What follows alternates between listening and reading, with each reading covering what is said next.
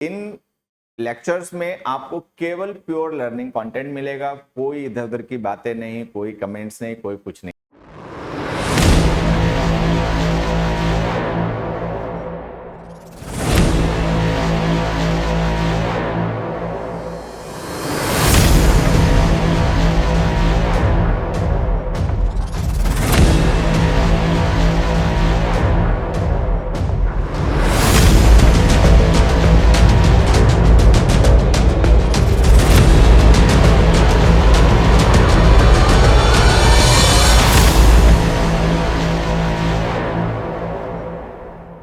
Hello dear learners, अगर आप SSC exam जैसे कि सीजीएल, सीपीओ, सीएचएसएल, एमटीएस की तैयारी कर रहे हैं और इंग्लिश में और अच्छी अपनी तैयारी करना चाहते हैं, बेहतर करना चाहते हैं इंग्लिश में अपने स्कोर को, उसके लिए आपको चिंता है।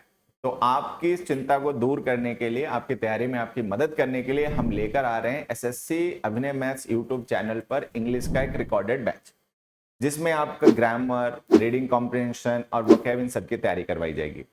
अच्छी बात है कि इन लेक्चर्स में आपको केवल प्योर लर्निंग कंटेंट मिलेगा, कोई इधर उधर की बातें नहीं, कोई कमेंट्स नहीं, कोई कुछ नहीं, जिससे कि आपके टाइम का मैक्सिमम यूटिलाइजेशन हो और कम समय में आप फोकस के साथ में अच्छी तैयारी कर पाए, अच्छा सीख पाए, जिससे कि आपके सिलेक्शन का सपना इस बार ही पूरा हो।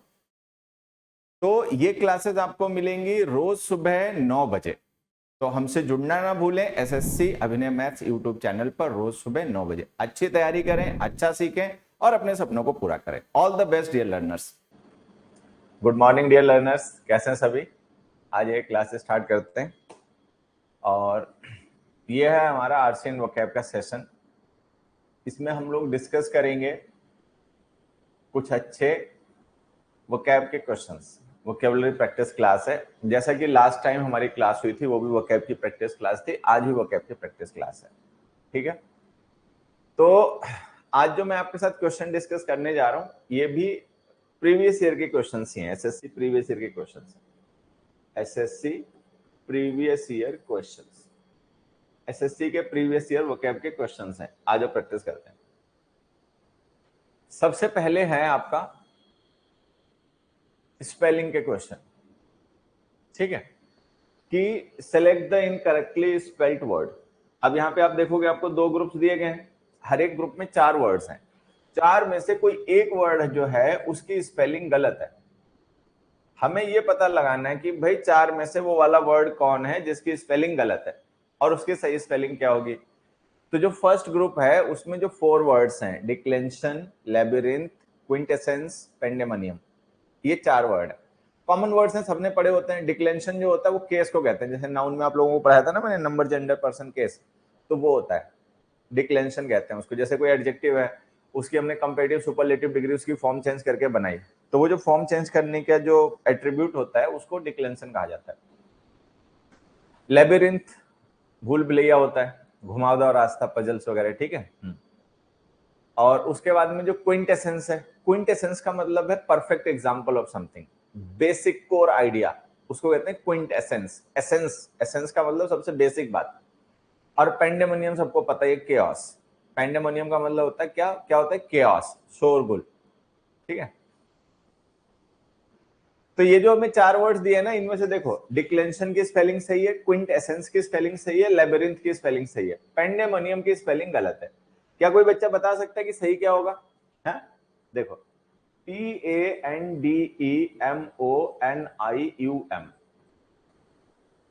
ठीक है, समझ में आया मिस्टेक क्या थी? ये जो हमने ओ लिख रखा था ना, ये गलत था, ये ओ नहीं होता इसमें। पेंडेमोनियम ये स्पेलिंग है, इसका मतलब क्योस होता है।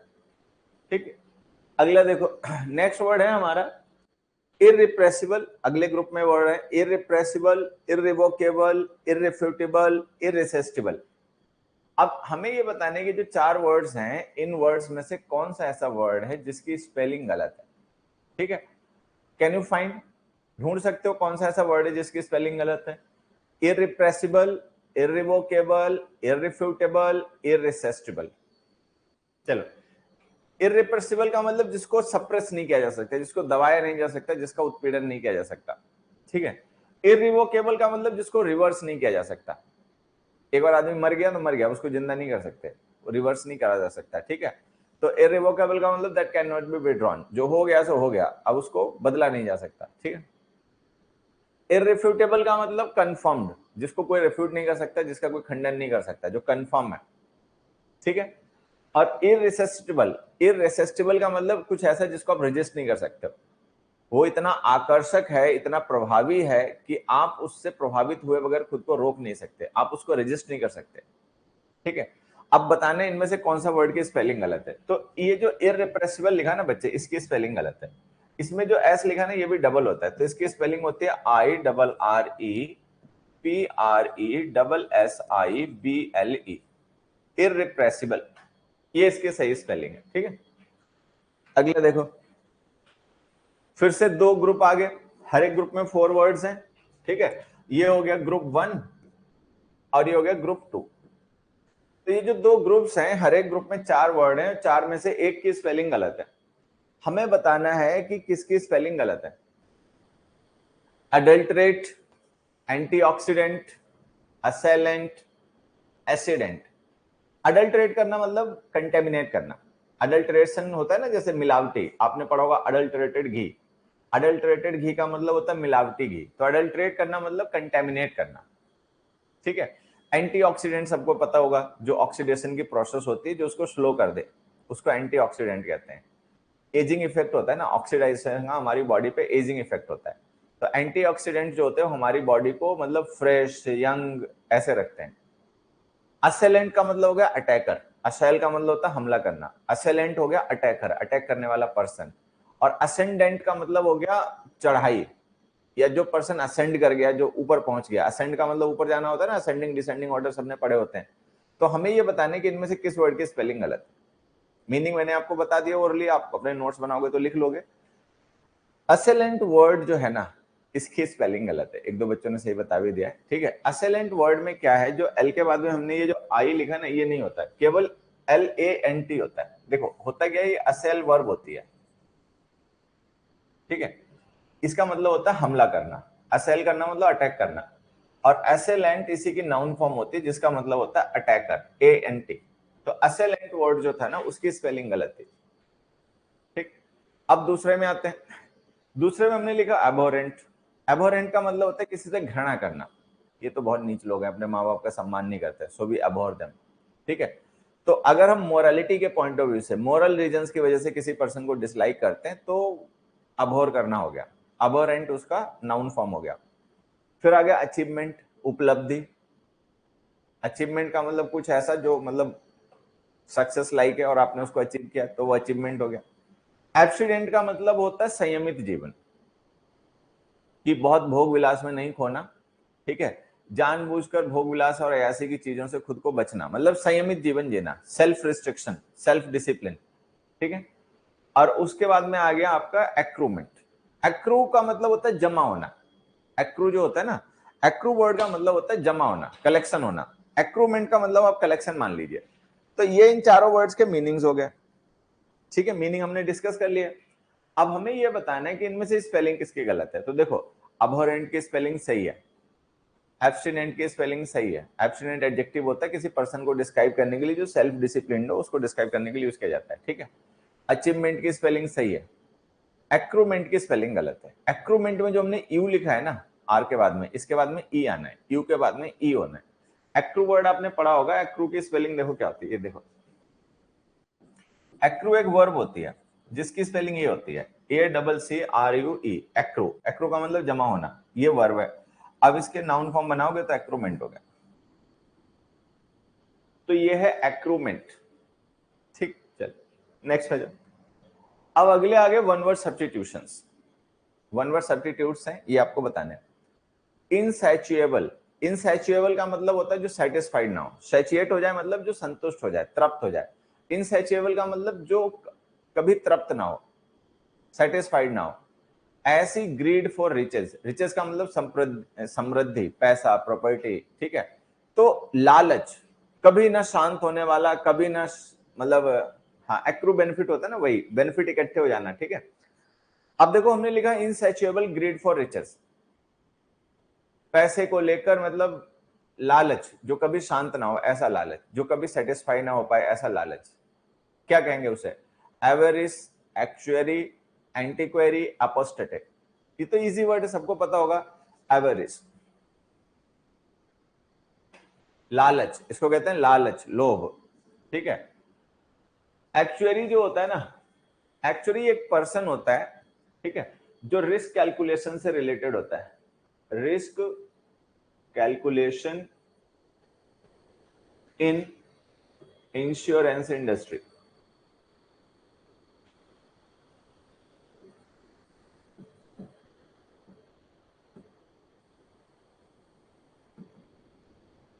जो रिस्क कैलकुलेशन होता है इंश्योरेंस इंडस्ट्री में, ठीक है, उस काम को करने वाले पर्सन को एक्चुअरी कहा जाता है। और एक एक्चुरियल साइंस भी होती है, अगर आप लोगों ने, किसी ने सुना नाम कभी एक्चुरियल साइंस?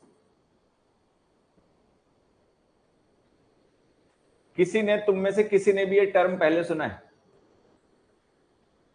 कोई भी बच्चा जिसने ये टर्म पहले सुना, एक बार मुझे बताए, एक्चुरियल साइंस किसी ने ये टर्म पहले सुना?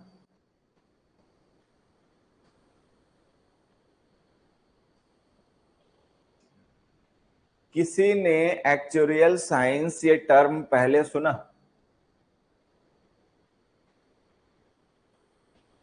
एक्चुअली की रिक्रूटमेंट भी आते हैं, हाँ, भर्तियां होती हैं, ठीक है। अब देखो, होता पता है क्या, जैसे बड़ी बड़ी इंश्योरेंस कंपनीज हैं, life insurance, vehicle insurance, travel insurance, ठीक है, हेल्थ इंश्योरेंस की कंपनियां हैं। तो ये ऐसे तो है नहीं कि इन्होंने पैसा लगाया और इन्होंने शुरू कर दिया काम, ऐसा तो होता नहीं है। इनके पीछे बहुत मतलब शार्प ब्रेन्स होते हैं, साइंटिस्ट होते हैं, वो पूरा हिसाब किताब करे बैठे होते हैं, उनके पास पूरा डेटा होता है 10 साल का, ठीक है। और उस डेटा के बेसिस पर वो ये हिसाब लगाते हैं कि अगर हम इस रीजन में इसने इतनी उम्र से इतने उम्र के लोगों को, ठीक है, इस प्रोफेशन में एंगेज लोगों को बीमा दें, इंश्योरेंस दें, तो हमें मतलब कितने चांसेस बनेंगे, मतलब रिस्क क्या है। तो ये पूरा एक्चुअल साइंस है, इसको कहते हैं, ठीक है। चलो, एंटीक्वेरी हो गया, एंटिक्स इकट्ठा करने का पर्सन, कोई ऐसा पर्सन जिसको एंटिक्स, एंटीक्वेरी का मतलब एंटिक से आप इसे रिलेट कर लो, जिसको एंटिक इकट्ठे करने का शौक है, वो एंटीक्वेरी हो गया। अपोस्टेट हो गया one who gives one's religion, apostate हो गया one who gives one's religion और बिलीफ। कोई ऐसा पर्सन जो अपनी बिलीफ को, अपनी मान्यताओं को, अपने प्रिंसिपल्स को छोड़ दे, त्याग दे, वो अपोस्टेट हो गया, ठीक है। अगला word, like a weak old woman, ठीक है। जैसे कि कोई बूढ़ी कमजोर महिला हो, तो उसको हम क्या कहेंगे? बूढ़ी कमजोर महिला के जैसा अगर कोई पर्सन हो या कोई महिला हो, तो उसे हम क्या कहेंगे? Amazon, anile, ascetic, archer. अब देखो, आर्चर तो होता है धनुष चलाने वाला पर्सन, ठीक है, आर्चरी होता है ना। और एसेटिक हो गया एसिड से रिलेटेड, एसेटिक का मतलब रिलेटेड टू एसिड, ठीक है। फिर एनाइल और अमेजन दो वर्ड है, अब ये दोनों एक दूसरे के एंटोनिम्स हैं। अमेजन जो होती है, अमेजॉन जो होती है, वो होती है स्ट्रॉन्ग एंड टॉल वुमेन, ठीक है। अमेजॉन जो होती है वो टॉल और स्ट्रॉन्ग वुमेन को कहा जाता है, और कमजोर और ओल्ड वुमेन होती है उन्हें कहता जाता है एनाइल। ये आंसर हो गया, तो हमारा आंसर इसमें है सी। अगला देखो, टू रेनाउंस वंस फेथ और रिलीजन, अपने फेथ या रिलीजन को रेनाउंस कर देना। रेनाउंस का मतलब होता है त्याग देना, क्विट कर देना, छोड़ देना, गिव अप। तो अगर कोई पर्सन अपने धर्म को, अपनी बिलीफ को, ठीक है, त्याग दे, तो उसे क्या कहेंगे? ठीक है, फैंटेसी कहेंगे, एपोस्टेसी कहेंगे, एपिस्टेसिस कहेंगे, यूफ्रेजी कहेंगे। तो आंसर उसे कहेंगे एपोस्टेसी। अभी बताया था ना, अपोस्टेट वो पर्सन होता है one who gives up one's belief और रिलीजन, ठीक है, वो हो गया। फैंटेसी का मतलब इमेजिनेशन, फैंटेसी का मतलब something which is fantastic, imaginary. अच्छा, यूफ्रेजी जो होता है ना, ये प्लांट होता है, बायो का टर्म होता है। आप में से जिन बच्चों ने साइंस पढ़ा होगा, जूलॉजी वगैरह, उन्हें पता होगा। यूफ्रेसिया एक ग्रुप है प्लांट्स का, तो उस ग्रुप के किसी भी प्लांट को यूफ्रेसी कहा जाता है, ठीक है। इसका एक नाम आई ब्राइट भी होता है, आंखों की रोशनी तेज करने में काम आती है इसकी दवा, ठीक है। तो यूफ्रेसी प्लांट हो गया। एपिस्टेसिस जो हो गया, ये भी बायो का ही टर्म है, जूलॉजी का नहीं है शायद ये, ठीक है, वो बॉटनी का है यूफ्रेसी, और एपिस्टेसिस जूलॉजी का। एपिस्टेसिस है जीन सप्रेशन। टेक्निकली तो ज्यादा साउंड में नहीं हूँ बायो में, वो आपको इंटरेस्ट रहे, आप में से कोई बच्चा ऐसा हो जिसका अपना बैकग्राउंड बायो का रहा होगा, तो उसको एग्जैक्टली पता होगा। और नहीं तो अगर आपका इंटरेस्ट हो, तो आप किसी ऐसे पर्सन को जिसका अपना मतलब बैकग्राउंड बायो का रहा हो, वो पर्सन आपको ज्यादा समझा पाएगा। तो एपिस्टेसिस जो है वो बायोटेक्नोलॉजी का टर्म है, इसका मतलब होता है जीन सप्रेशन। ठीक है, चलो, तो कुल मिला के हमारा जो क्वेश्चन पूछा गया उसका आंसर एपोस्टेसी। नेक्स्ट पे जाते हैं, वेक्सेशन फॉर ह्यूमिलिएशन ऑफ डिसअपॉइंटमेंट। ठीक है, ये ऑफ गलती से लिख गया, ये एक्चुअल में और होना चाहिए, ये गलती से ऑफ लिख गया। ठीक है, इसको आप और कर लो। ठीक है, वेक्सेशन का मतलब होता है गुस्सा। वेक्सेशन फॉर ह्यूमिलिएशन और डिसअपॉइंटमेंट। मान लो कोई पर्सन है, ठीक है, निराशा की वजह से, अपमान की वजह से जो उसको चिड़चिड़ापन आता है, जो उसको गुस्सा आता है, उसको क्या कहते हैं, ये हमें बताना है। ठीक है, कोई पर्सन है, ह्यूमिलिएशन का मतलब अपमान हो गया। ठीक है, ह्यूमिलिएशन का मतलब अपमान हो गया, डिसअपॉइंटमेंट का मतलब निराशा हो गया। निराशा या अपमान की वजह से जो आदमी को गुस्सा आता है या जो चिड़चिड़ापन आता है, उसको हम क्या कहते हैं? लिनन कहते हैं, एड्रेनलिन कहते हैं, पोर्सिलिन कहते हैं, शैग्रिन कहते हैं। तो आंसर है शैग्रिन। आंसर तो है शैग्रिन। इस तरीके से नाराजगी या गुस्से को एंगर कह सकते हो आप। ठीक है, शैग्रिन हो गया। Chagrin is the state of being angry. Angry होने की अवस्था का नाम शैग्रिन है। डिसअपॉइंटमेंट या ह्यूमिलिएशन की वजह से जो गुस्सा आता है वो। लिनन क्या है? Linen fabric. लिनन जो है ना वो फैब्रिक है, कपड़े बनते हैं लिनन के। ठीक है, प्लांट फैब्रिक है। एड्रेनलिन क्या है? एक सब्सटेंस है, जब आदमी बहुत ज्यादा एक्साइटेड हो जाता है, रोमांचित होता है, उसकी बॉडी में सीक्रेट होता है, एड्रेनलिन हाई हो गया। ठीक है, और पोर्सिलिन क्या है? कोई बच्चा बता सकता है पोर्सिलिन क्या है? पोर्सिलिन एक सब्सटेंस है जिसके आपने देखा होगा टॉयज हैं, हाथी घोड़े वगैरह बनते हैं, कप हैं, सॉसर्स हैं, वो बनते हैं चीनी मिट्टी टाइप। ठीक है, तो ये पोर्सिलिन एक सब्सटेंस हो गया। अगला देखो, सिचुएटेड ऑन बैक। ठीक, सिचुएटेड ऑन बैक, कुछ ऐसा जो बैक पर सिचुएटेड है, बैक पार्ट में सिचुएटेड है, पृष्ठ भाग में है, उसको क्या कहेंगे? डॉर्सल कहेंगे, वर्सल कहेंगे, टसल कहेंगे, बेसल कहेंगे? बताओगे? जिन बच्चों ने, जिनका अपना सब्जेक्ट बायोलॉजी रहा है, मैं यहाँ पे 3 वर्ड लिख रहा हूं, वो बताएंगे कि तीनों वर्ड उन्होंने पहले कभी पढ़े सुने क्या? Dorsal, ventral, lateral. Common term है, बाकियों ने भी हो सकता पढ़े हो, जो 9th-10th में जिन्होंने साइंस पढ़ी है उन्होंने ध्यान दिया हो, बायो में उन्होंने भी पढ़े होंगे, लेकिन उनका ये होता है कि चलो वो बाद में भूल गए, उन्होंने 11th-12th में अपने पास साइंस नहीं रखी। लेकिन जिन्होंने 11th-12th में भी बायो पढ़ी है, उनको ये 3 टर्म्स पता होंगे। पता है? डॉर्सल, वेंट्रल, लैटरल पढ़े? आर्ट्स पढ़े हैं तो तुम तो बेकार आदमी हो, आर्ट्स वाले तो। डॉर्सल, वेंट्रल, लैटरल, ये जो तीनों वर्ड लिखे हैं, इनके मीनिंग किसी को पता है?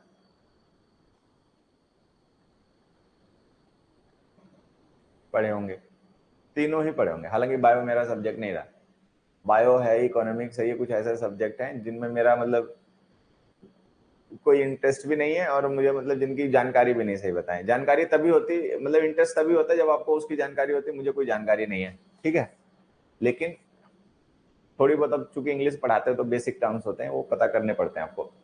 तो डॉर्सल जो वर्ड होता है, जैसे ह्यूमन एनाटॉमी है, मानव शरीर है, ठीक है, तो जो फ्रंट पार्ट में हमारे बॉडी पार्ट्स हैं, जैसे नोज है, ठीक है, ये चेस्ट है, तो ये क्या हो गया? वेंट्रल। वेंट्रल का मतलब फ्रंट में, एनाटॉमिकली जो फ्रंट में लोकेटेड या सिचुएटेड चीजें हैं वो है वेंट्रल। ठीक है, डॉर्सल जो है वो बैक है। अब जैसे हमारी रिब्स होती हैं, तो रिब्स में ये फ्रंट में भी बोन होती हैं, बैक में भी होती हैं, तो बैक में जो है वो है डोर्सल बोन्स, और जो सामने की तरफ है, फ्रंट में है, वो है वेंट्रल। और लेटरल होता है साइड में। लेटरल का मतलब होता है साइड। तो ये जो एनाटॉमिकल पोजीशंस होती हैं, ये उनके वर्ड्स हैं। ये जो ये जो 3 वर्ड्स मैंने लिखे हैं, ठीक है, ये एक्चुअली एनाटॉमिकल पोजीशंस को डिस्क्राइब करने वाले वर्ड्स हैं। Dorsal, ventral, lateral. लेटरल का मतलब साइड से, वेंट्रल का मतलब सामने, डॉर्सल का मतलब बैक से। ठीक है, तो जो बच्चे बायो पढ़ते हैं वो जल्दी समझ गए होंगे, बाकी अपने याद कर लें। Lateral side, ventral front, dorsal back. ठीक, बायो जब आपने 9th-10th में कभी पढ़ी होगी, या हो सकता है 7th-8th में भी पढ़ी होगी, तो उसमें आपने देखा होगा पत्ती का काटा जाना, cutting a leaf. Laterally, laterally का मतलब साइड से काटना, वेंट्रली का मतलब सामने से काटना, ठीक है। हाँ, पढ़ा होगा ना वेंट्रल बैक, ये सब होता हो। वेंट्रल बैक नहीं होता बच्चे, वेंट्रल फ्रंट होता है, डोर्सल बैक होता है, लेटरल साइड होता है, ठीक है। तो यहाँ पे हमें पूछा गया सिचुएटेड ऑन बैक, तो सिचुएटेड ऑन बैक का आंसर ये है डोर्सल। स्केलेटल सिस्टम में पढ़ा होगा, हाँ स्केलेटल सिस्टम में पढ़ा होगा। तो ये सिचुएटेड ऑन बैक हो गया डोर्सल। वर्सल का मतलब हो गया लेटर्स, कैलीग्राफी। जैसे कोई वर्स वगैरह लिखी जाती है तो आपने पुरानी किताबें पढ़ी होंगी, तो जैसे कोई चैप्टर स्टार्ट हुआ तो चैप्टर का जो सबसे पहला लेटर होता है ना वो बड़ा ही बड़ा होता है साइज में और बहुत डिजाइन वाला होता है, तो उसको वर्सल कहते हैं, ठीक है। टसल का मतलब हो गया रिलेटेड टू कफ, टसल का मतलब हो गया रिलेटेड टू कफ, कफ से संबंधित, खांसी से संबंधित, ठीक है। और बेसल का मतलब हो गया बेसिक, बेसल बेस से, बेस का मतलब आधार होता है ना, तो बेसल का मतलब कुछ ऐसा जो बहुत ही आधार, मतलब आधार से संबंधित है, बेसिक है, ये हो गया। फिर आ गया गर्ल विद ब्राउन हेयर, ठीक है।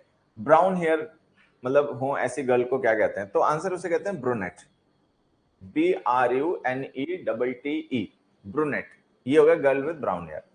उसके बाद में जो लिखे गए वर्ड्स हैं, डैमशल है, मैडमेशल है, ये फ्रेंच वर्ड है, इसकी प्रोनाउंसिएशन इंग्लिश वाली नहीं, थोड़ी फ्रेंच की अलग होती है, सॉफ्ट होती है बहुत।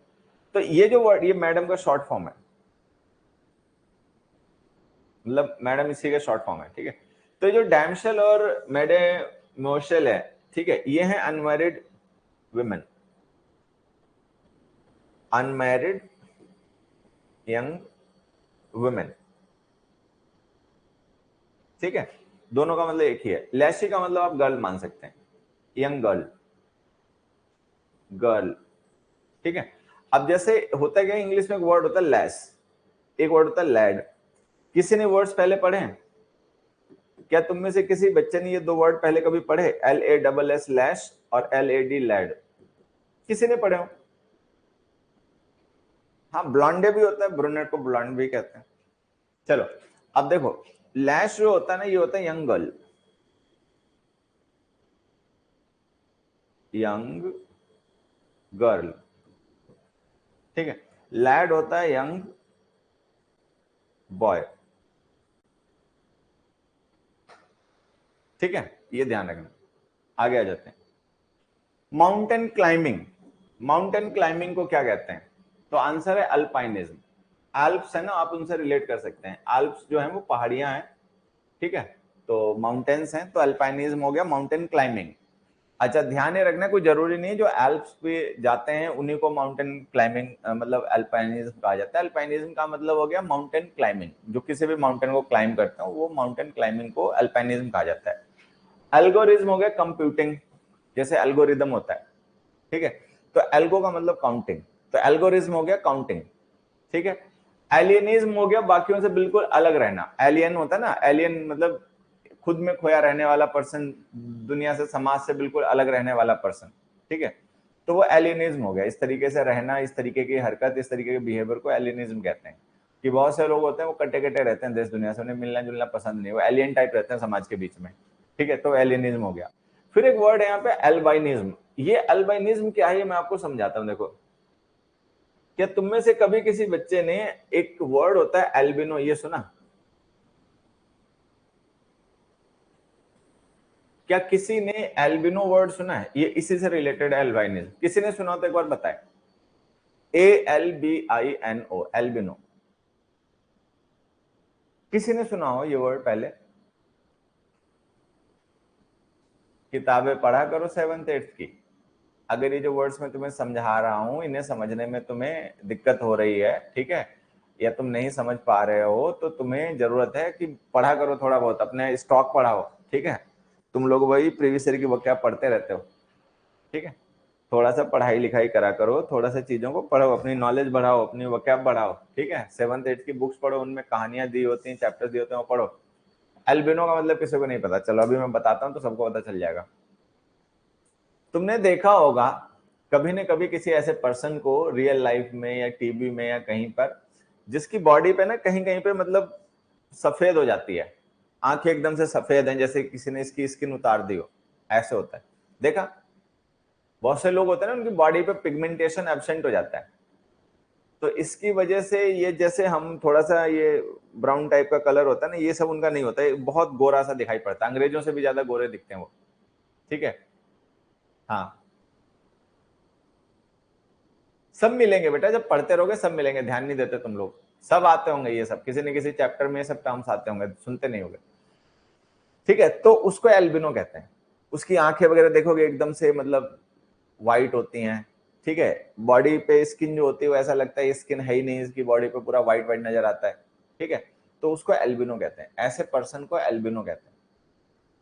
ठीक है, अल्बाइनिज्म हो गया उस तरीके की स्टेट, एल्बिनो होने की स्टेट का नाम अल्बाइनिज्म हो गया। ठीक है, तो बस ये आंसर ध्यान रखना। अगले पे आ जाओ। कंबस्टिबल, फ्लेमेबल, कुछ ऐसा जो कि मतलब ज्वलनशील हो। कंबस्टिबल का मतलब ज्वलनशील, ठीक है, जिसका कंबस्शन हो जाए, जो जल जाए। ठीक है, अब एलेवेटिव, एलेवेटिव जो होता है वो नाउन का केस होता है, इंग्लिश में नहीं होता, बाकी लैंग्वेजेस में होता है। ठीक है, ये हटाओ। एग्लोमेरेटिव का मतलब होता है कि कोई चीजें जमा कर दी गई बिखरी बिखरी, उनमें कोई मतलब कॉमन चीजें नहीं है, मतलब हमने डिफरेंट टाइप ऑफ थिंग्स को एक जगह पे एग्लोमरेट कर दिया। एग्लोमरेट करना तो जमा कर देना हो गया। कामेटिव का मतलब हो गया जो किसी चीज को शांत कर दे। कन्फ्लेग्रेट, ये हमारा आंसर हो गया, कन्फ्लेग्रेट, ये हमारा आंसर है। इसका मतलब होता है ज्वलनशील। ठीक है, फ्लैमेबल, ये ध्यान रखना। अगला देखो, delusion of suffering from a disease. अब कोई पर्सन है, डेल्यूजन का मतलब भ्रम होता है, डेल्यूजन का मतलब होता है भ्रम। किसी पर्सन को ऐसा भ्रम हो जाए कि उसको कोई बीमारी है, वो नहीं बीमारी उसे, बट उसको ऐसा भ्रम हो जाए कि उसको बीमारी है, तो उसे हम क्या कहेंगे? तो इंग्लिश में एक टर्म होता है, पता नहीं तुम लोगों ने सुना या नहीं सुना, सुना तो होगा वैसे, हाइपोकॉन्ड्रिया।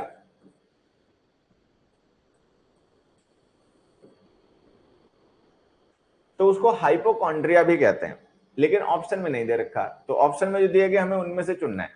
ठीक है, तो जैसे बहुत से लोग होते हैं ना, बुजुर्ग लोग होते हैं अक्सर, उन्हें जो मछली और दूध एक साथ खा ले उसे ऐसा हो जाता है। अच्छा खैर ये तो नहीं पता। तो हाइपोकॉन्ड्रिया जो होता है या हाइपोकॉन्ड्रियक पर्सन जो होता है वो ऐसा पर्सन होता है जिसको इस तरीके की बिलीफ हो जाती है कि मुझे कोई सीरियस बीमारी है। ठीक है, बड़े बूढ़े होते हैं अक्सर, देखो उनको भी डिस्पेंसरी में बैठे मिलेंगे, डॉक्टर साहब मेरा ये चेकअप कर लो, मुझे लगता है ये हो गया वो हो गया। ठीक है, तो हाइपोकॉन्ड्रिया उसे कहते हैं, हाइपोकॉन्ड्रिया। अब हाइपोकॉन्ड्रिया तो ऑप्शन में दिया नहीं है, ऑप्शन में दिया लाइपेमेनिया, नारूमेनिया, नोशोमेनिया, फैगोमेनिया। तो हमें इनमें से बताना है कि delusion of suffering from a disease के लिए कौन सा वर्ड हम यूज करें। तो देखो मैं बताता हूं, फैगोमेनिया हो गया रिलेटेड टू फूड, कोई पर्सन है उसको फूड को लेकर मैनिया हो जाए, खाने का, ठीक है, सनक सवार हो गई, तो वो हो गया फैगोमैनियक। ठीक है, नैरोमैनिया हो गया नारकोटिक्स, नारकोटिक्स का मैनिया हो गया किसी को, नशीली चीजों का। लाइपेमेनिया हो गया मेलंकोली, मेलंकोली का मतलब उदासी, दुख, सैडनेस, कोई पर्सन है दुख में ही खोया रहे हमेशा। ठीक है, वो लाइपेमेनिया हो गया। और नोशोमेनिया हमारा आंसर है। ठीक है, नोशोमेनिया का मतलब हो गया कि delusion of suffering from a disease, कोई पर्सन है उसको ऐसा डेल्यूजन हो जाए कि उसको कोई बीमारी है, तो वो नोशोमेनिया आंसर हो गया।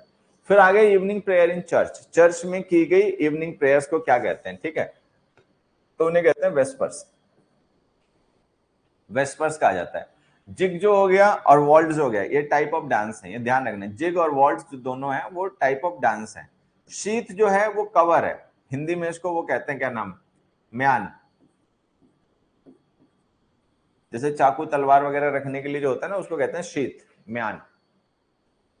ठीक, तो जिग और वॉल्ट्ज जो है वो डांस के टाइप्स हैं, और वेस्पर्स जो है वो इवनिंग प्रेयर्स हैं जो चर्च में की जाती हैं। एनिया मीन्स लेशन होता है, नहीं एनिया मीन्स लेशन नहीं होता, एक्चुअल में मैनिया आई है। ठीक है, मैनिया होता है मेंटल डिसऑर्डर। ठीक है, एबनॉर्मल डिजायर, उसको मैनिया कहते हैं। ठीक, चल अगले पे आ जाओ भाई। A science of race culture and human development. ठीक है, संस्कृति, रेस, रेस का मतलब जाति, और ह्यूमन डेवलपमेंट के साइंस को क्या कहते हैं? तो आंसर है उसे कहते हैं यूजेनिक्स। ह्यूमन एवोल्यूशन कैसे हुआ जीन वाइज, कैसे ये अलग अलग रेसेस बनी, ठीक है। तो इन सबकी स्टडी को इंग्लिश में कहा जाता है Eugenix, genetic study of human development, उसको यूजेनिक्स कहते हैं, ठीक है। स्ट्रीक का मतलब होगा कोई लाइन जिसमें कोई ब्रेक ना हो, जो कंटिन्यू हो, ठीक है। विनिंग स्ट्रीक, विनिंग स्ट्रीक जैसे ऑस्ट्रेलिया है लगातार 10 मैच जीत गया तो हम कहेंगे winning streak of Australia. Winning streak का मतलब something consistent without any break, तो वो स्ट्रीक हो गया, ठीक। वॉली तो समझते ही हैं, वॉली का हिंदी में अगर कहना तो एक टर्म होती बौछार, ठीक है। जैसे एक तरफ से गोलियां बरसने लग जाएं, तीर बरसने लग जाएं, तो इसको कहते हैं वॉली ऑफ एरोज। वॉली का मतलब बौछार, बहुत बड़ी संख्या में एक साथ चीजों का आना, ठीक है। और टैनरी, टैनरी वो होता है जहां पे चीजों को टैन किया जाता है, जैसे जो चमड़ा होता है जानवरों की, जो खाल होती है उसकी जहां पे टैनिंग होती है, जहां पे उनकी केमिकल प्रोसेस होती है, उसको टैनरी कहते हैं, उस जगह को टैनरी कहते हैं, ध्यान रखेंगे, ठीक है। फिर लिखा मेडिसिन दैट कॉजेज वॉमिटिंग, वो दवा जिससे कि मतलब नौशिया हो जाए या जिससे उल्टी सी आने लगे, ऐसी दवा को क्या कहते हैं, तो आंसर है एमिटिक। तो एमिटिक वो दवाएं होती हैं जिनको खा लेने से नौशिया सा हो जाता है, चक्कर सा आने लगता है, उल्टी सी आने लगती है, उन्हें कहते हैं, ठीक है। सटायर व्यंग होता है, सबको पता है। वलीश पर्स होता है, वलीश जो वर्ड है ना, ये पर्स होता है। लोग घूमने घामने शाम को निकलते हैं ना, तो छोटा सा पर्स टांग लिया, चाबी डाल ली, फोन डाल लिया उसमें, वो वलीश हो गया। पायर होती है चिता, PYRE, पायर जो वर्ड है उसका मतलब होता है चिता, ध्यान रखना। फिर आगे इडियम्स, वो पिट अप, ये इडियम आपके सामने है, सारे बच्चे इसका आंसर बताएं। ये जो इडियम आप लोगों के सामने है बच्चों, इसका सभी लोग मीनिंग बताएं, जल्दी से बताएं। वो पिट अप का मतलब बताएं।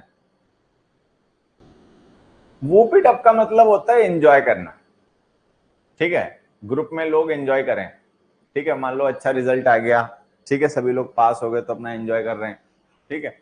टीम जीत गई तो लोग ग्रुप में निकले बाहर, एंजॉय कर रहे हैं, तो इसको कहते हैं वो पिट अप का मतलब होता है enjoying in a noisy way, usually in a group, ठीक है। अब एक इडियम है, मैं आप लोगों से और उसका मीनिंग जानना चाहता हूं, जिसको पता हो बताए। To paint the town red, to paint the town red, ये एक इडियम है। कोई भी मतलब बच्चा इसका मतलब बताए। To paint the town red आ चुका है कई बार पेपर में। To paint the town red idiom का क्या मतलब होता है, कोई भी बताए। To paint the town red,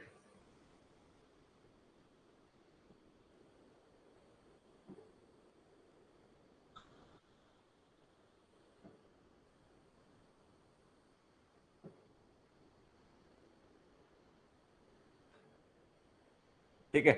paint the town red का मतलब होता है, जैसे आपने देखा होगा कोई अर्जेंटीना थी, अर्जेंटीना वर्ल्ड कप जीत गई, फीफा वर्ल्ड कप जीत गई, तो अर्जेंटीना में देखो कैसा सेलिब्रेशन हुआ, हजारों लोग, हो सकता है लाखों रहे हो, ठीक है, रोडों पर निकल आए, सेलिब्रेशन कर रहे हैं, ठीक है।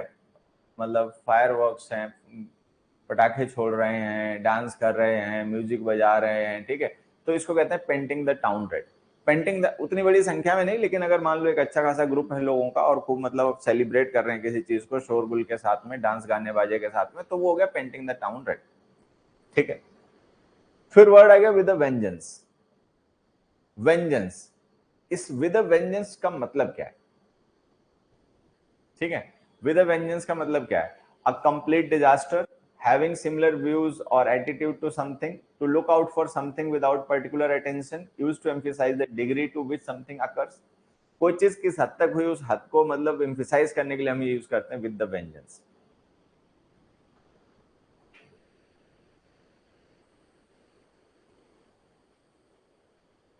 ये किस मूवी का डायलॉग है बताए कोई बच्चा। आई एम वेंजेंस,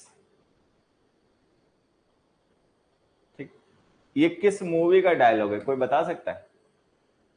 मूवी तो तुम लोग देखते नहीं होगे ज्यादा, मैं थोड़ा सा, हालांकि अब तो मैंने बिल्कुल लगभग बंद कर दी है, ना के बराबर ही देखता हूँ। अब तो लगभग नहीं देखता हूँ, लेकिन पहले देखा करता था। तो ये के डायलॉग है आई एम वेंजेंस, अगर कोई बता पाए ये किस मूवी का डायलॉग है। आई एम वेंजेंस, ये एक मूवी है बच्चे, द बैटमैन। जो अभी नई मूवी आई है बैटमैन की लेटेस्ट, रॉबर्ट पैटिंसन है जिसमें, ये उस मूवी का डायलॉग है। जो बैटमैन है वही कहता है ये बात, थॉर का नहीं है, बैटमैन का ही है। बैटमैन का है, थॉर का नहीं है, ठीक है। तो जो नई मूवी आई है रॉबर्ट पैटिंसन जिसमें बैटमैन का रोल कर रहा है, द बैटमैन मूवी का नाम है, ये उसी मूवी में डायलॉग है, बैटमैन ही कहता है आई एम वेंजेंस, ठीक है। वेंजेंस का मतलब वैसे बदला होता है, ठीक है। विद अ वेंजेंस जो इडियम है, इसका यूज हम करते हैं ये बताने के लिए कि कोई काम हुआ, कोई हमला हुआ, कोई अटैक हुआ तो उसकी डिग्री क्या थी। विद वेंजेंस का मतलब बहुत बदले के साथ में, मतलब बहुत तीव्रता के साथ में, बहुत ही ज्यादा बड़ी डिग्री में हुआ वो काम, ठीक है। तो इसका आंसर ये होता है। इसका यूज हम करते हैं emphasize the degree to which something occurs, किस हद तक कोई काम हुआ ये बताने के लिए।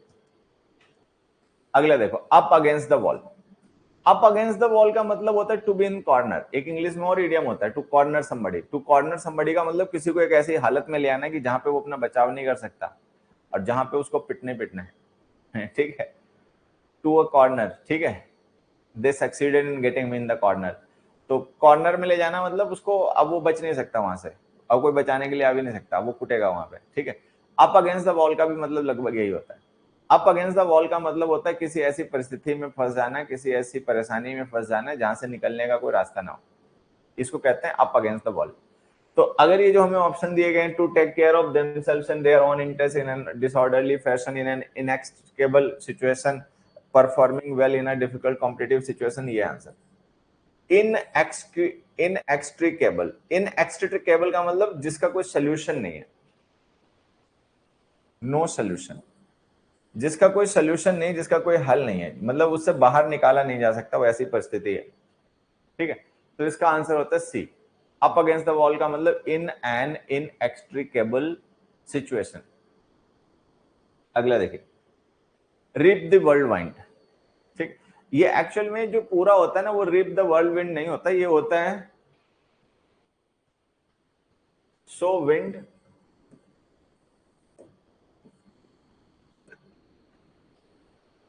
And reap the whirlwind, ठीक है।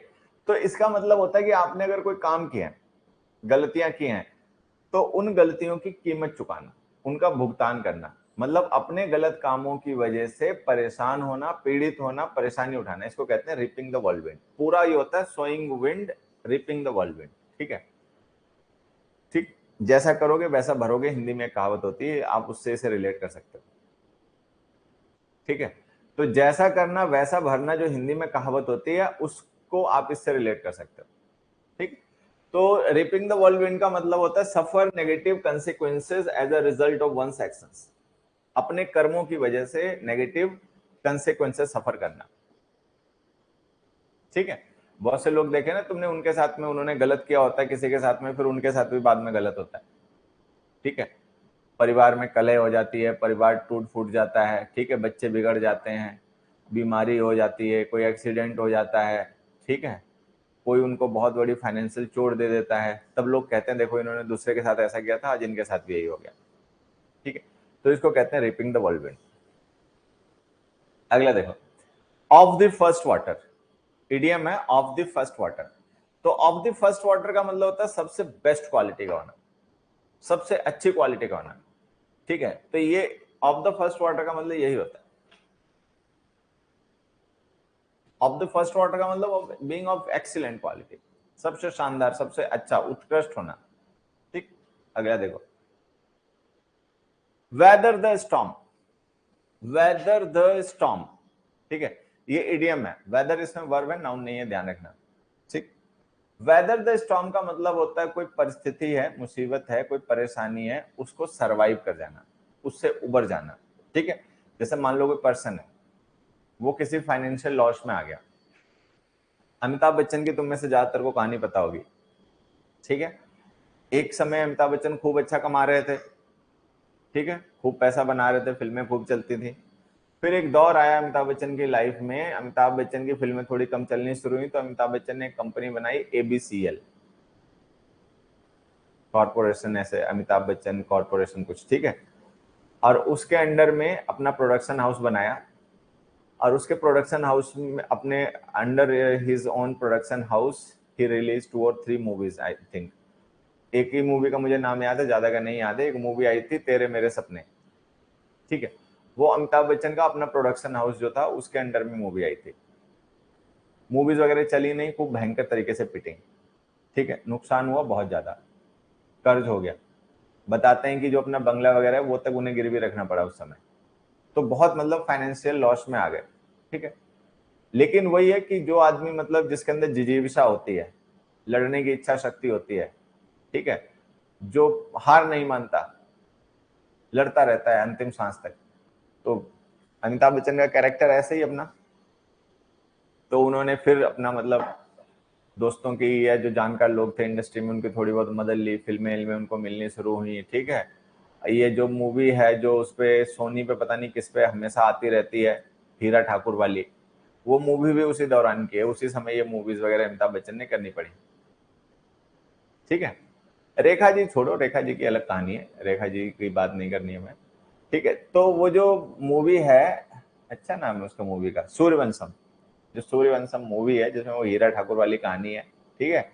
हाँ, एसडीएम बन जाती है वो, पता नहीं क्या कलेक्टर बन जाती है हीरा ठाकुर की वाइफ पढ़ के।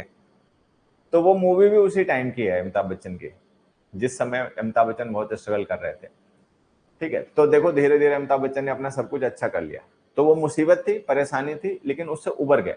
इसको कहते हैं वेदरिंग द स्टॉर्म। मान लो हम, अब ये तो मैंने बताया जो अमिताभ बच्चन की कहानी है फाइनेंशियल है, मान लो कोई हेल्थ वाइज कोई प्रॉब्लम हो, कोई कैसे भी प्रॉब्लम हो, ठीक है, प्रोफेशनल कोई प्रॉब्लम हो, तो कोई भी पर्सन अगर किसी तरीके की मुसीबत परेशानी में फंस गया लेकिन फिर बाद में वहां से उबर जाए, तो उसको कहते हैं वेदरिंग द स्टॉर्म, ठीक है। Be absolutely unwilling to cooperate, fall over in sudden और dramatic way, survive a period of difficulty, disputed decision of already made, वगैरह वगैरह, ठीक है। Survive a period of difficulty, period of difficulty को survive कर जाना। स्पिन योर व्हील्स, ठीक है, spin your wheels. Spin your wheels का मतलब आप यहां पे चरखा मान लीजिए, व्हील्स का मतलब है चरखा, ठीक है। आदमी बैठे बैठे चरखा चला रहा है, टाइम काट रहा है, ठीक है। स्पिन योर व्हील्स जो होता है ना, इसका मतलब होता है चरखा चलाना, मतलब टाइम पास करना, ठीक है। कुछ करने के लिए ढंग की चीजें नहीं होना तो अपना टाइम काटना, ठीक है। तो इसका आंसर है बी, वेस्ट योर टाइम और एफर्ट्स।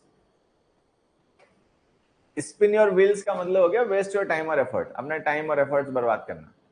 बैठे बैठे पहिया घुमा रहे हैं, पहिया घुमा रहे हैं बैठे बैठे, ठीक है, टाइम कट रहा है। इसे कहते हैं बी, बी आंसर, ए नहीं है बेटा, B. Where the green below, ठीक है, वेयर द ग्रीन बिलो, ठीक है। ये हमारा इडियम आ गया, उसका मतलब बताना है, ठीक है।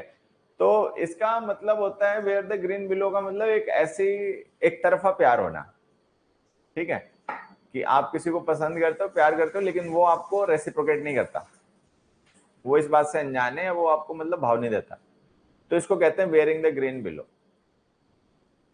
ठीक है। तो ये जो लिखा है ना, सफर अनरिक्वाइटेड लव, अनरिक्वाइटेड का मतलब हो गया अनरेसिप्रोकेट, अनरेसिप्रोकेटेड, अनअक्नॉलेज्ड, जिसको अक्नॉलेज नहीं किया गया है, जिसको रेसिप्रोकेशन नहीं मिला, ठीक।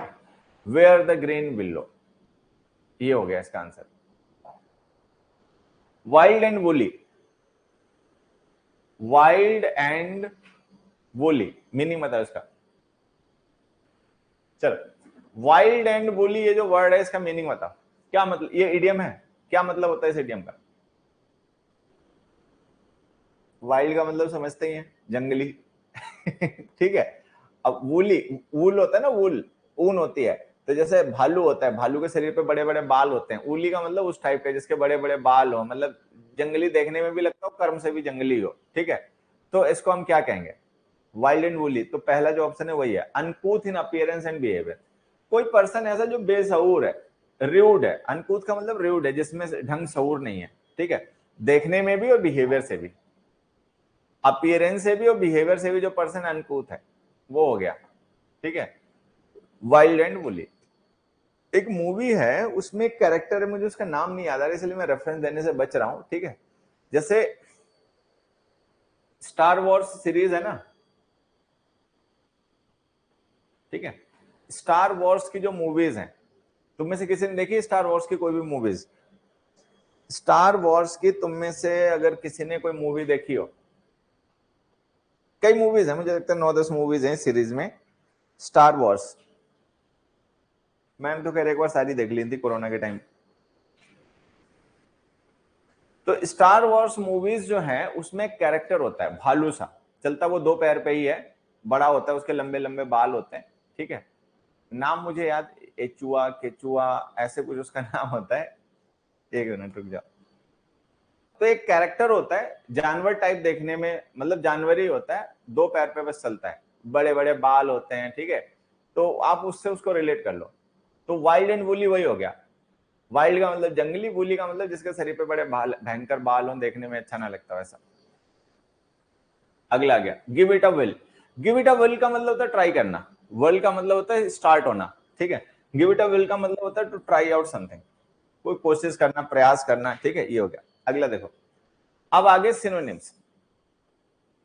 वुल्फ टाइप तो नहीं होता है, भालू कह सकते हैं, बेयर टाइप होता है, वुल्फ टाइप नहीं होता है। अरे मुझे उसका नाम याद था, बस अभी निकल गया दिमाग से।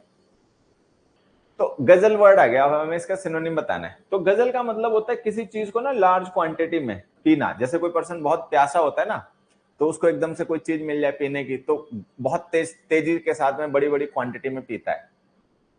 नहीं, वानप्रस्थ का समय नहीं आ गया लल्लू, समय आ गया कि अब ध्यान दो थोड़ा सा ठीक है। हाँ, पीडीएफ ऐप पर ही मिलेगी, परेशान ना हो। तो गजल का मतलब होता है बहुत बड़ी क्वांटिटी में तेजी से चीजों को पीना, ठीक है। तो ये उसका गजल का मीनिंग हो गया। अब हमें चुबैका, ये देखो एक लगातार एक मेहनत कर रहा था, इसने ढूंढ ही लिया, उसका नाम होता है चुबैका।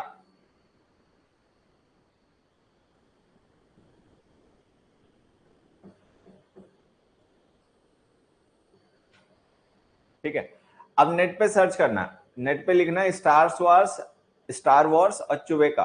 तो चुबैका जब लिखोगे ना तब तुम्हें वो दिख जाएगा कि मैं क्या क्या रेफरेंस देना चाह रहा हूँ, क्या है वो कैरेक्टर जिसको मैं चाह रहा हूँ कि तुम वाइल्ड एंड वूली से रिलेट करो। तो उसको वाइल्ड एंड वूली से रिलेट करोगे ना तो तुम्हें हमेशा वाइल्ड एंड वूली का मीनिंग याद रहेगा। उसका नाम है चुबैका, BACCH, चुबैका।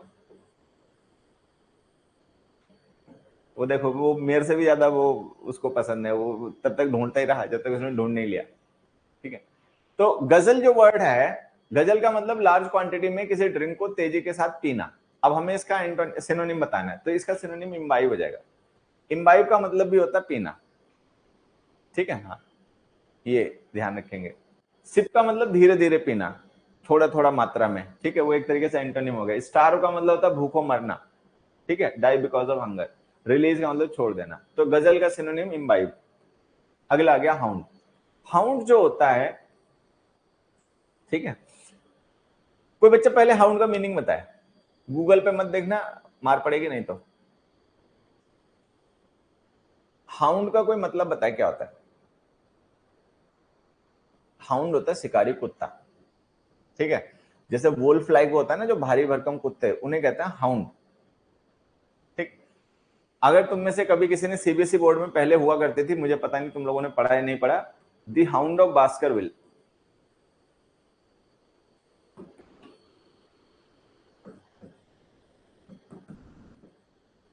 ठीक है। ये, ठीक है, शर्लक होम्स की एक चैप्टर है, शर्लक होम्स की बहुत सी कहानियां हैं, ठीक है।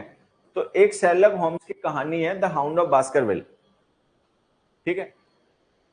ये चैप्टर मुझे याद है, एक नॉवल है, छोटी सी नॉवल है, ये सीबीएसई में पहले हुआ करती थी, ठीक है। अभी है कि नहीं है मुझे नहीं पता, अगर किसी ने पढ़ी होगी तो उसको याद होगा, द हाउंड ऑफ बास्करविल, ठीक है। ये शर्लक होम्स की एक स्टोरी है, नॉवल है छोटी सी, ठीक है। अडेप्टेशन है, मतलब ओरिजिनल जो है वो तो बहुत बड़ा है, ठीक है, लेकिन उसका अडेप्टेशन तैयार किया गया स्कूल्स में बच्चों को पढ़ाने के लिए, एब्रिज कर दिया गया, उसको शॉर्ट कर दिया गया काफी, ठीक है। The hound of Baskerville, original जो है वो तो बड़ा नॉवेल है, ठीक है। तो ये जो द हाउंड ऑफ बास्करविल है ना, इसमें हाउंड का मतलब वही होता है शिकारी कुत्ता, ठीक। तो हाउंड का हमें सिनोनिम बताना है, ठीक है। तो हाउंड का सिनोनिम इसमें बीगल होता है। बीगल एक टाइप का डॉग होता है, हाउंड भी डॉग होता है, ठीक है, क्रिटिक है, माइग्रेट है, वेरिएबल है, उनके सबके मीनिंग अलग है। तो इसमें इसका सिनोनिम हो जाएगा beagle. Beagle is a kind of, ठीक है, डॉग। बीगल भी एक डॉग होता है, हाउंड भी डॉग होता है, तो वो उसका सिनोनिम हो गया। ठीक है, अगला देखो, एम्बार्गो। एम्बार्गो का मतलब रोक। एम्बार्गो का मतलब होता है रोक, रिस्ट्रिक्शन, लिमिट। ठीक है, कॉमर्स का टर्म है, बेसिकली कॉमर्स में या गवर्नेंस में यूज किया जाता है, मतलब गवर्नेंस में या फिर कॉमर्स में ये टर्म ज्यादा यूज होता है, एम्बार्गो। एम्बार्गो का मतलब रिस्ट्रिक्शन होता है, रोक होता है। ठीक है, अब अगर हम इसका सिनोनिम देखें तो इसका सिनोनिम हो गया बैरियर। एम्बार्गो का सिनोनिम क्या हो गया? Barrier, trade barrier, trade embargo. अगला देखो, अब बताने एंटोनिम्स। अब हमें बताने एंटोनिम्स। पहला वर्ड आ गया एसर्बिक। एसर्बिक का मतलब हो गया something which is very unpleasant, कुछ ऐसा जो बहुत ही अनप्लेजेंट है, कॉस्टिक है, अनफ्रेंडली है, बेस्वाद है।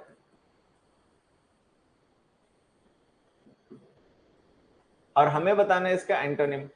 ठीक है, तो फॉरटेल का मतलब किसी चीज के बारे में पहले बता देना। अमेज का मतलब जो आश्चर्यचकित हो गया हो। अमेज का मतलब जो सरप्राइज हो, शॉक्ड हो। हार्श का मतलब बहुत खराब। तो हार्श एक तरीके से उसका सिनोनिम है, लेकिन हमें बताना है एंटोनिम। सिनोनिम बताना होता तो हम हार्श बता देते। तो ब्लैंड वर्ड। ब्लैंड का मतलब पोलाइट, काइंड। ठीक है, ब्लैंड का मतलब पोलाइट और काइंड, ये इसका हो गया। अमेज नहीं होगा बेटा, अमेज का मतलब शॉक्ड है, सरप्राइज होता है। ठीक है, अगला देखो, राइबल्ड। राइबल्ड का मतलब होता है समथिंग क्रूड, कुछ ऐसा जो बहुत भद्दा है, निम्न स्तर का है। ठीक है, सीधे शब्दों में कहें तो वल्गर है। तो अगर हमें सिनोनिम बताना होता तो इसका सिनोनिम वल्गर है। राइबल्ड जो वर्ड है, राइबल्ड का सिनोनिम में वल्गर है। जैसे बहुत लोग होते हैं ना, वो गाली गलौज की भाषा यूज करते हैं। बहुत से लोग होते हैं, आपने सुना होगा कि उनकी भाषा बहुत गाली गलौज वाली होती है, बहुत भद्दी भाषा यूज करते हैं। ठीक है, तो उसको कहते हैं राइबल्ड लैंग्वेज। अब हमें बताना है इसका एंटोनिम। सिनोनिम बताना था तब तो हम कह देते हैं वल्गर, लेकिन हमें एंटोनिम बताना था। एंटोनिम इसका हो गया क्लीन। इसका एंटोनिम हो गया बच्चों क्लीन। अगला देखो, स्कर्लियस। स्कर्लियस, स्कर्लियस का मतलब होता है कुछ ऐसा जो किसी को मतलब आरोप लगाने के लिए हो, किसी को क्रिटिसाइज करने के लिए हो, जिसमें किसी को बड़ा क्रिटिसाइज किया जा रहा हो, किसी को बड़ा मतलब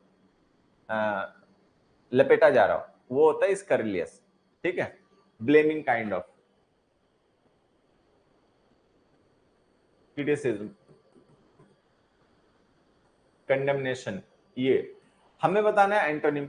सिनोनिम बताना तो हम कोर्स कह सकते थे, एंटोनिम बताना है तो एंटोनिम हो गया कॉम्प्लीमेंट्री। कॉम्प्लीमेंट्री का मतलब जिसमें किसी की प्रशंसा की जा रही हो, जिसमें किसी को शाबाशी दी जा रही हो।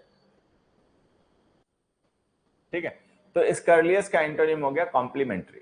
जैसे कहते हैं नहीं, थैंक्स फॉर योर कॉम्प्लीमेंट्स, तो कॉम्प्लीमेंट्स का मतलब शाबाशी, अप्रूवल। ठीक है,